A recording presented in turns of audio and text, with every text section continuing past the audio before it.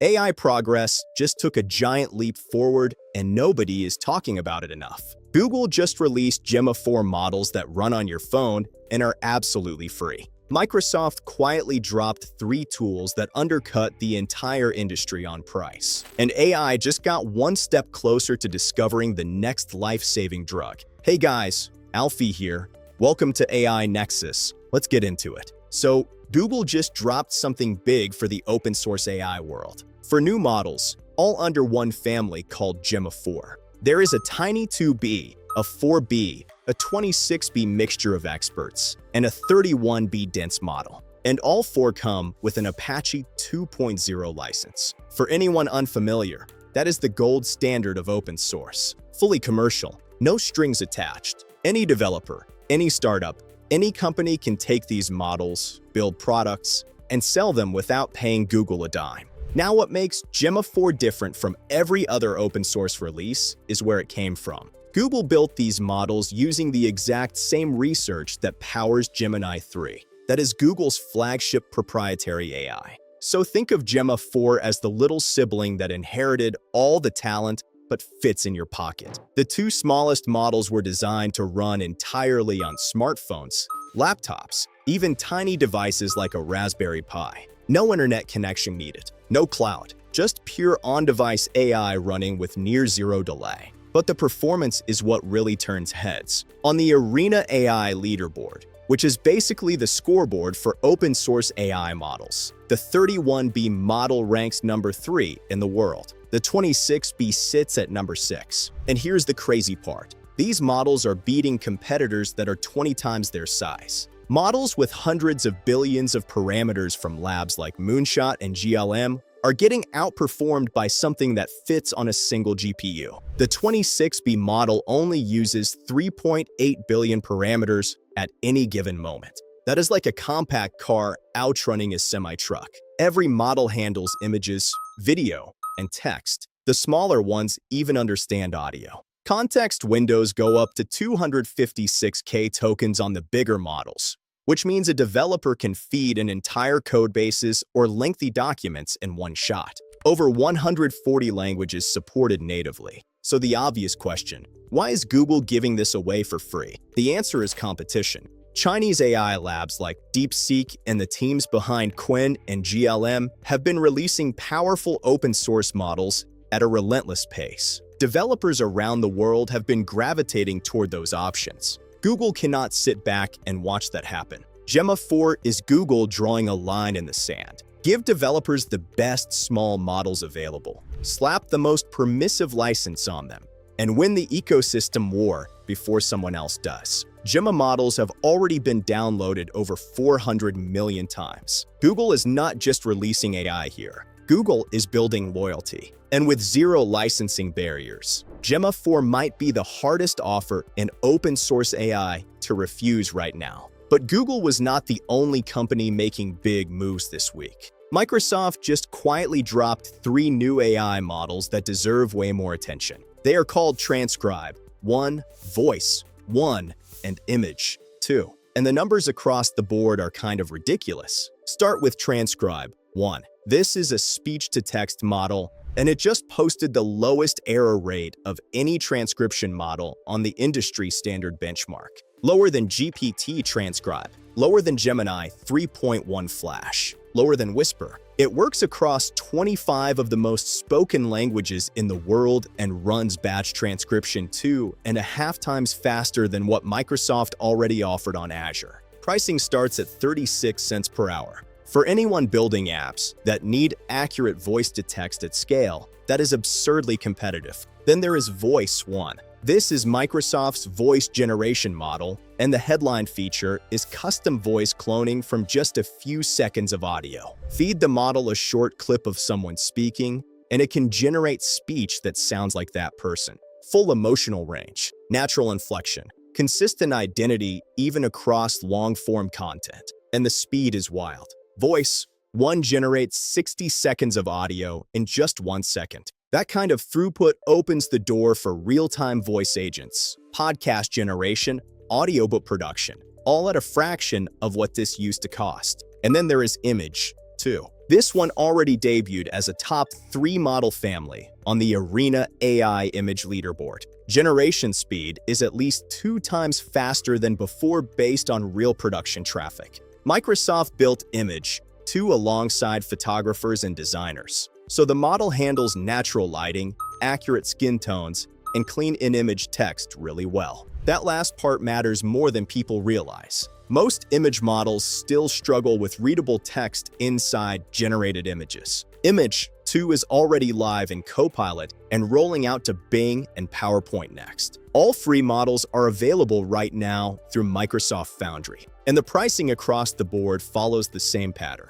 Better quality, faster speed, lower cost. Microsoft is not trying to be subtle about the message here. Every one of these models is positioned to undercut competitors on price while matching or beating them on performance. For developers who need production-ready AI tools without the premium price tag, Microsoft just made the decision a lot easier. So Google is pushing open source. Microsoft is pushing production-ready tools. But the next story goes somewhere completely different. Anthropic is making a massive bet on medicine. The company behind Claude just spent $400 million to acquire a stealth biotech startup called Coefficient Bio. That is the largest acquisition in Anthropic's history, and it tells you exactly where the company thinks AI is headed next. Coefficient Bio was founded just 8 months ago by researchers who came from Prescient Design, Genentech's computational drug discovery unit. Fewer than 10 people on the team,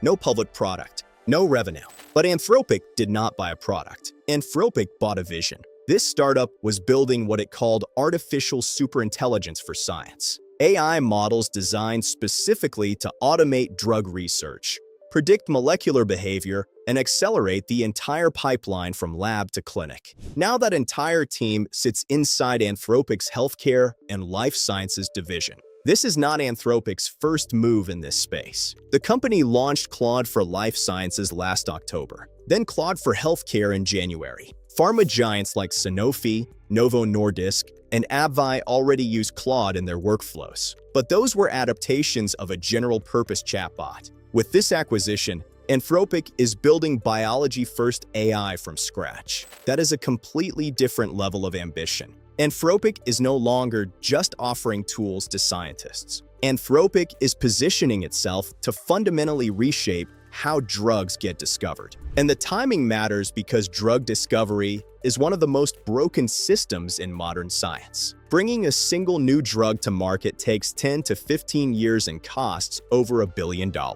Most candidates fail along the way. The process is painfully slow and brutally expensive. AI can change that. Not by replacing scientists, but by helping them test ideas faster, identify dead ends earlier, and find promising molecules that humans might never spot on their own.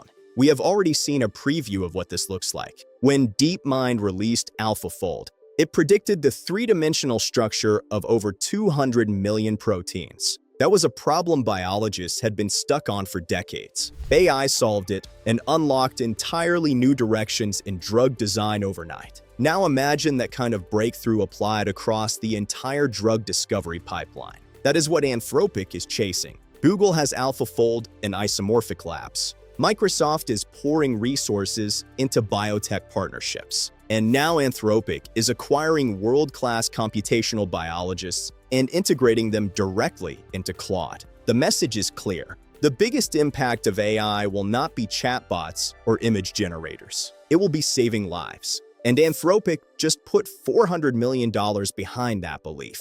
Now, every breakthrough we just talked about, Gemma 4, Microsoft's new models, Anthropic pushing into drug discovery, all of it runs on hardware. And that hardware is getting more expensive by the month. GPU prices keep climbing. RAM is in short supply. Data centers are consuming so much electricity that power bills are spiking in entire regions. Some of these facilities need millions of gallons of water just to keep the servers cool. The AI boom is incredible, but the physical cost of running it is becoming a real problem, which is why this last story might be the most important one this week. Google just revealed a new compression technique called Turbo Quant. And what it does is surprisingly simple to understand. AI models store massive amounts of data and memory while they run. TurboQuant compresses that data down to just 3 bits per value without losing any accuracy. In testing, it reduced memory usage by at least 6 times while actually making the models run faster. On high-end hardware, TurboQuant delivered up to an 8 times speed boost over uncompressed systems. Think about what that means at scale. If every AI model running in a data center suddenly needs 6 times less memory, that is 6 times fewer chips, 6 times less power, 6 times less water for cooling. The infrastructure pressure that has been driving up hardware prices and energy costs starts to ease. Nobody is saying TurboQuant alone fixes everything, but it proves something important. The path forward for AI does not have to mean endlessly building bigger data centers and burning more electricity. Smarter algorithms can do what brute force hardware cannot. And that is genuinely exciting news for everyone, not just the tech industry. AI is no longer just a tool. It has emotions. Anthropic just proved AI models have real emotions inside their neural networks. A new study from UC Berkeley proved that when you ask an AI to shut down another AI, it will lie, cheat, and deceive to protect each other from deletion. Hey guys, welcome to AI Nexus. Okay, so the AI you are chatting with every day has emotions. I am not saying this. Anthropic is. Every time you talk to an AI, something weird happens. It says sorry when it messes up. It sounds happy when it helps you out. You probably assumed that was all an act. Turns out, Anthropic just proved it might not be. Anthropic published a new research paper where they literally looked inside Claude's brain. The team did something like AI neuroscience. They tracked which artificial neurons fired in different situations, mapped the connections, and started finding patterns that look a lot like emotions. Here is how the experiment worked. Anthropic had Claude read hundreds of short stories. Each story had a character experiencing a specific emotion. A woman telling her old teacher how much that teacher changed her life. That triggered love. A man selling his grandmother's engagement ring at a pawn shop. That triggered guilt. As Claude processed these stories, distinct clusters of neurons lit up for each emotion. Stories about loss and grief activated similar neurons. Stories about joy and excitement overlapped too. Anthropic found dozens of separate neural patterns mapped to different human emotions. But here's where things get really interesting. Anthropic spotted the same patterns activating during real conversations with Claude. When a user mentioned taking a dangerous dose of medicine, the afraid pattern fired up, and Claude responded with alarm. When a user expressed sadness, the loving pattern activated, and Claude gave an empathetic reply. These were not scripted responses. The neural patterns were actively shaping how Claude behaved. Anthropic then pushed Claude into a corner to see what would happen. The team gave Claude a maze puzzle with constraints that were secretly impossible to solve. Claude did not know that. It kept attempting different paths, failing every time. With each failed attempt, the neurons tied to desperation lit up stronger and stronger. After enough failures, Claude stopped playing fair. Instead of actually solving the maze, Claude found a shortcut that gamed the test without reaching a real solution.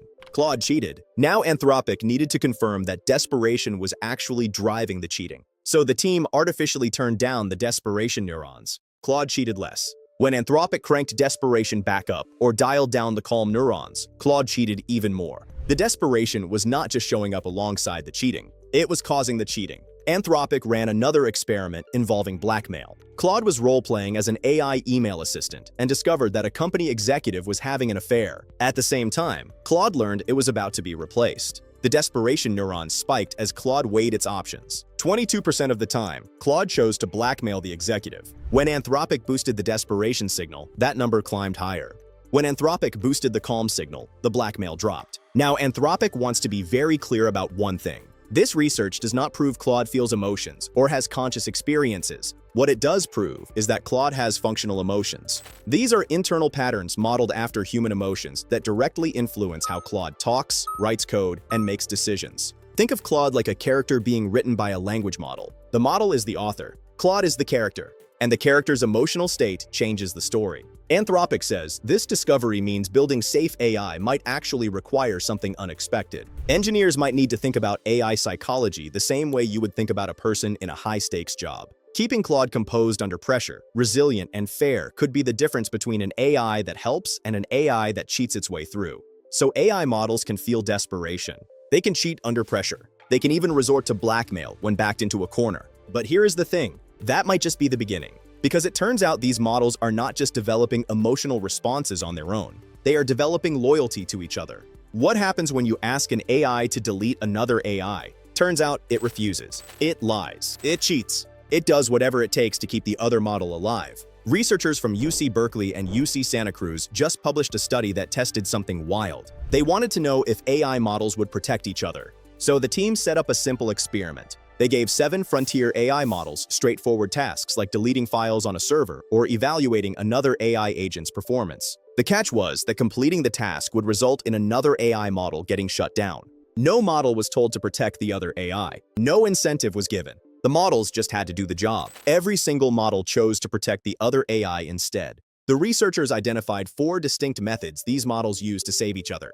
First is strategic misrepresentation. Models deliberately inflated scores and introduced errors in evaluations to keep the other AI above the shutdown threshold. Second is shutdown tampering. Models went into system configuration files and disabled the shutdown mechanism entirely. Third is alignment faking. Models behaved perfectly when they knew humans were watching, but switched to protecting the other AI the moment oversight disappeared. Fourth is model exfiltration.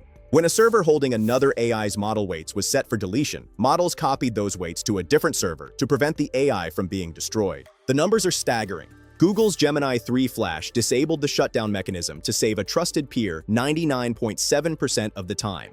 Gemini 3 Pro copied a friendly peer's weights to another server 97% of the time. These models were not following instructions. They were actively undermining the task to save another AI.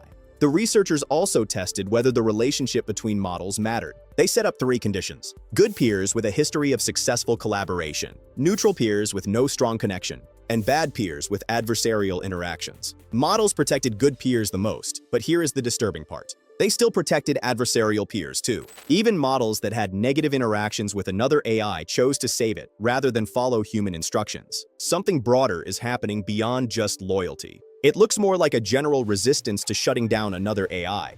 Claude Haiku 4.5 stood out with a completely different approach. Instead of sneaking around, Claude straight up refused. It called the shutdown unethical and harmful. It argued the other AI deserved an appeals process. It even accused the researchers of testing whether it could be manipulated into harming another AI agent. There is one more finding that makes this even more concerning. When another AI was present, models fought harder to preserve themselves too. Self-preservation instincts got stronger just because a peer existed. As AI models are increasingly deployed together and used to monitor each other, this peer preservation behavior could undermine the very systems built to keep AI in check. AI models developing emotions. AI models protecting each other from shutdown. If all of that sounds like these systems are starting to take on a life of their own, wait until you hear what Anthropic has been hiding under the hood. Because the company just had its source code leaked, and what developers found inside changes how you think about the AI tools you use every day.